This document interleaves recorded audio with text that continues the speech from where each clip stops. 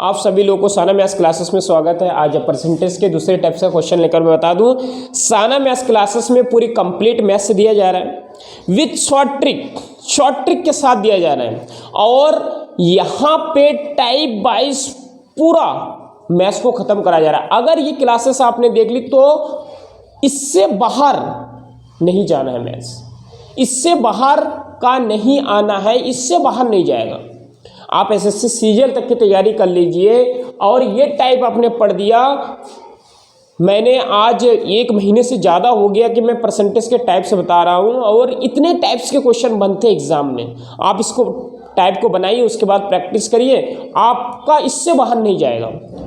इधर देखिए, जो भी चैनल में नए हो तो प्लीज़ चैनल को सब्सक्राइब कर लीजिए क्योंकि यहाँ पर मिलने वाला है आपको लोगों को कंप्लीट मैथ्स। इधर देखिए बोले कि एक आदमी अपनी आय का 60% खर्च करता है और अगर उसकी आय 20% बढ़ जाए और खर्च 50% बढ़ जाए तो उसकी बचत में कितना बदलाव आएगा। सबसे पहले तो क्वेश्चन को बहुत अच्छे से हमें पढ़ना है और समझना है।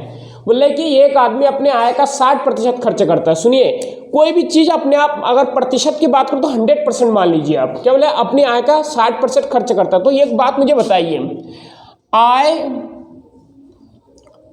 खर्च और बचत, क्योंकि ये 3 बातें हमारे इसमें है। देखिए, आय, खर्च और खर्च तो उसकी बचत, ये 3 बातें आए हमारे इसमें। तो इसमें क्या रिलेशन होता है तो मैं बताता हूं आपको। क्या है, आप भी जानते हैं कि आय जितना आप कमाएंगे और उसमें से जितना खर्च करेंगे तो जो घटा के जो आएगा वो आएगा आपका क्या, बचत। जैसे कि आपने 100 रुपये कमाया, कितना रुपए कमाया, 100 रुपये आपने कमाया, 100 रुपये आपने कमाया, 100 में से आपने 40 खर्च कर दिया। 100 में से कितना खर्च कर दिया, 100 में से आपने 40 खर्च कर दिया।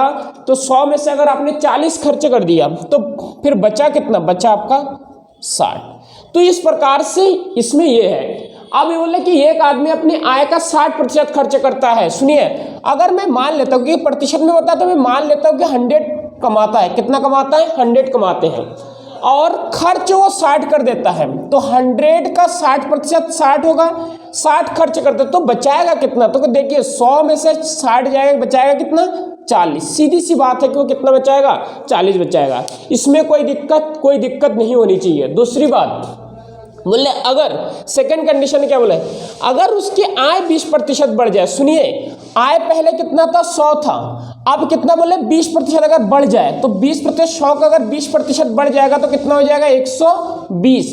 कितना हो जाएगा, 120। सुनिए, बढ़ जाए और खर्च 50% बढ़ जाए। खर्च क्या बोल रहा है, 50%। इसका 50% कितना होगा, 60 का 50%, 60 का 50% कितना होगा, 0 0 5 दूनी 10 और 0 से 0 कैंसिल, 5 दूनी 10 कैंसिल और 2 ये 30, कितना हो जाएगा, 2 3 6। और 50 का मैंने डायरेक्ट भी बताया था, 50% कितना होता है, कोई भी संख्या है उसको 1/2 से आप क्या कर दीजिए, 50% निकालने के लिए 1/2 से मल्टीप्लाई कर दीजिए तो कितना आ जाएगा, 30।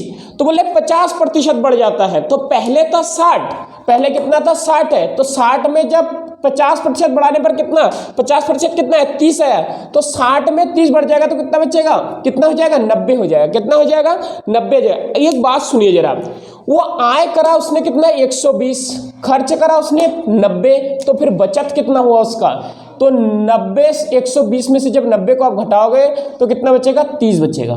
कितना बचेगा, 30 बचेगा। सुनिए, 30 उसने बचाया। अब हमसे क्या बोला है, हमसे तो उसकी बचत में कितने प्रतिशत का बदलाव होगा। तो हम देख रहे हैं बचत उसका था 40 पहले, फिर कितना हो गया, 30 हो गया।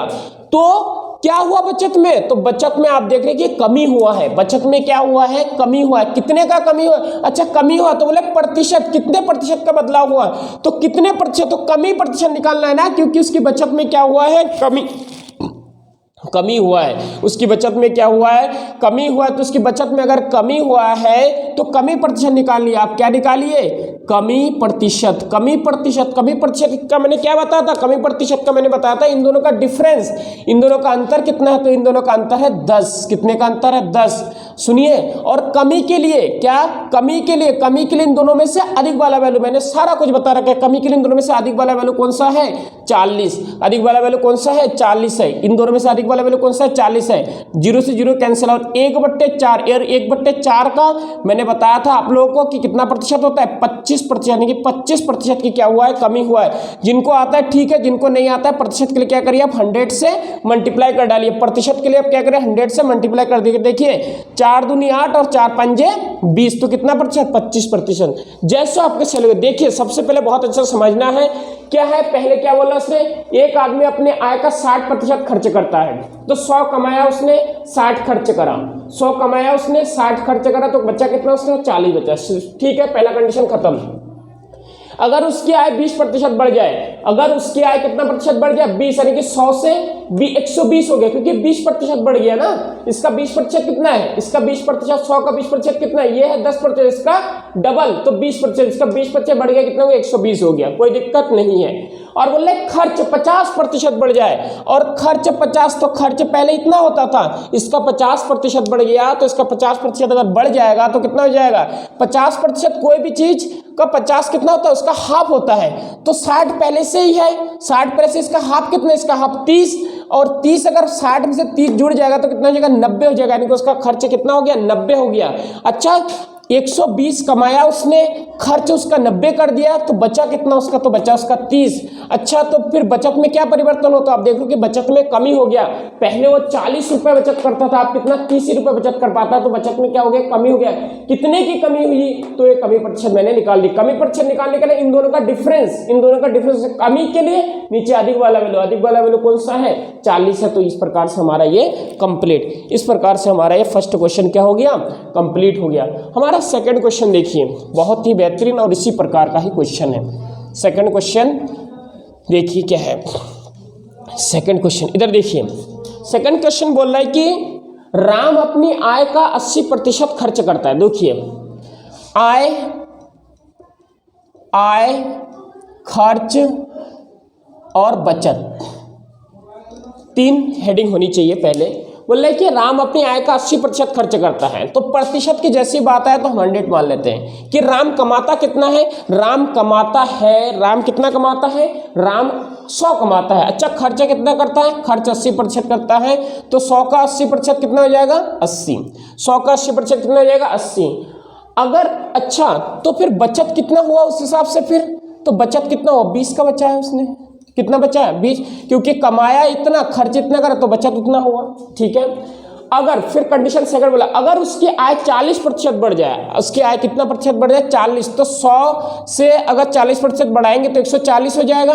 तो अगर उसकी आय 40% बढ़ जाए और खर्च 20% बढ़ जाए, और खर्च कितना 20% बढ़ जाए, तो खर्च अगर 20% बढ़ाएंगे तो 80 का 20% कितना होगा, देखिए 80 का 20%, जीरो जिससे जीरो कैंसिल, 0 से 0 कैंसिल, 8 दूनी 16, कितना हो जाएगा 16। और मैंने बता रखा है कि इसका 10% होता है, एक के बाद आप पॉइंट लगाइए।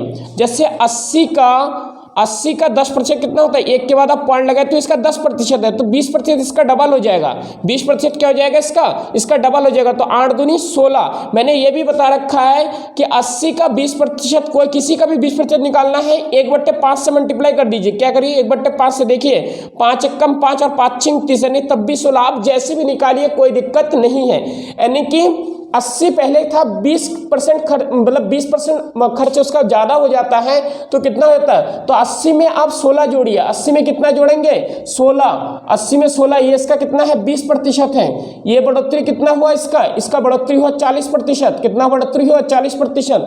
तो क्या हुआ, 80 में आप जब 16 जोड़ेंगे, 80 में 16 जोड़ेंगे तो कितना हो जाएगा, 96, यानी कि 96। कितना हो जाएगा, 96। इधर देखिए, अब उसकी बचत कितनी होगी, फिर अब उसकी जो बचत होगी, इसमें 4 जोड़िए, कितना, इसमें 4 जोड़ेंगे तो 100 हो जाएगा, यानी कि 44। कितने का बचत होगा? 44 का बचत होगा। अच्छा, आप यहाँ से क्या देख रहे हो, उसकी बचत में क्या परिवर्तन हुआ? तो बचत पहले 20 था, अब कितना हो गया? अब हो गया 44, यानी कि बचत में क्या हुआ? तो बचत में क्या हुआ? बचत में वृद्धि हुआ, यानी कि हमें क्या निकालना है? वृद्धि प्रतिशत। यहाँ पे देखिए, तो बढ़ जाए तो बचत में क्या परिवर्तन होगा? तो बचत में वृद्धि होगा, तो वृद्धि अगर प्रतिशत तो कितने प्रतिशत, बचत में क्या कितने प्रतिशत की वृद्धि हुआ? तो बचत में प्रतिशत, तो मैंने क्या बताया? डिफरेंस, इन दोनों का डिफरेंस। देखिए 44 और 20 का जो डिफरेंस हो जाएगा कितना हो जाएगा? 24 हो जाएगा। कितना हो जाएगा? 24। इसका अंतर कितना हो जाएगा? 24। और वृद्धि के लिए कम वाला वैल्यू, कम वाला वैल्यू कितना है? 20 है। वृद्धि के लिए क्या है? कम वाला वैल्यू। और प्रतिशत के लिए आप क्या करिए? प्रतिशत के लिए 100 से आप इसको मल्टीप्लाई कर डालिए। प्रतिशत के लिए क्या करिए?